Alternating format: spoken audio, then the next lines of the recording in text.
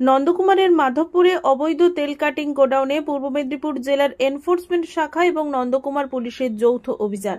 সূত্র মারফত খবর পেয়ে মাধবপুরের একটি অবৈধ তেল কাটিং গোডাউনে হানা দেয় পুলিশ। কয়লা, পেট্রোলিয়াম দ্রব্য সহ একাধিক জিনিস উদ্ধার হয়। ঘটনায় গ্রেপ্তার হয় একজন, যার বাড়ি বিহারে বলেই জানা গিয়েছে।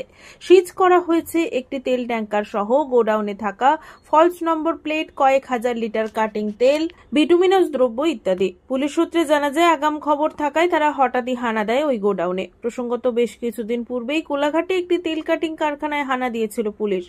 সেখানেও 27টি তেলের ব্যারেল, বিটুমিনাস দ্রব্য এবং 2টি লরি সিজ করা হয়েছিল। পূর্ব মেদিনীপুর অ্যাডিশনাল পুলিশ সুপার নিখিল আগরওয়াল জানিয়েছেন, আরও এরকম অবৈধ তেল কাটিং চলছে পূর্ব মেদিনীপুরের বিভিন্ন প্রান্তে। যে কোনো রকম খবর আসবে তারা সেখানেই এভাবে হানা দেবেন।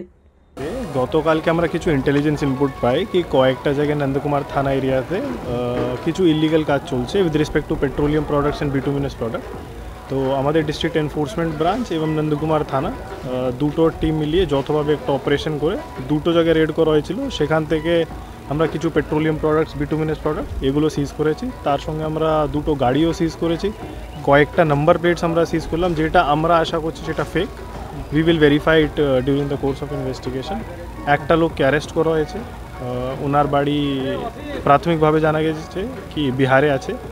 তো টু আনফোল্ড কি এখন কারা কারা ওর মধ্যে ইনভলভড আছে, কত বড় এই নেটওয়ার্ক আছে, we will have to investigate the matter. এখন শুধু প্রিলিমিনারি স্টেজে আছে, তো যেরকম ইনভেস্টিগেশন প্রসিড করবে আরও তথ্য জানা যাবে।